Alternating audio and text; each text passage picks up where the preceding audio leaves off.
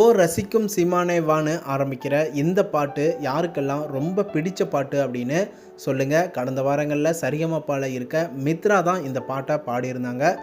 மித்ராவோட voice ரொம்பவே நல்லா இருந்துச்சு, கேட்க ரொம்ப அழகாக இருந்துச்சு. ஜட்ஜஸ் எல்லோரும் ரொம்பவே சூப்பராக பாடுற மித்ராவோட சாங்ஸை கேட்டு எல்லோரும் என்ஜாய் பண்ணாங்க. செட்டில் இருந்த அரங்கத்தில் இருந்த எல்லாருமே என்கரேஜ் பண்ணி மித்ராவோட பாட்டை சூப்பராக பிடிச்ச பாட்டை என்ஜாய் பண்ணாங்க. ஆனால் ஜட்ஜஸ் எல்லோரும் கோல்டன் பர்ஃபார்மன்ஸ் கொடுக்கல. ஏன்னா ஜட்ஜஸ் ஸ்ரீனி சார் மட்டும் க்ரீன் சிக்னல் கொடுக்காமல் இருந்தார்.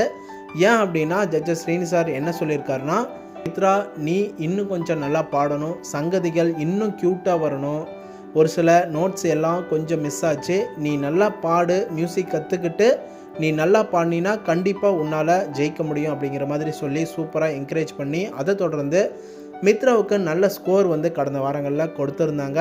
மித்ராவோட பாட்டு எனக்கு ரொம்ப பிடிச்சிருந்துச்சு. உங்களுக்கும் பிடிச்சிருந்துச்சான்னு கமெண்டில் சொல்லுங்கள்.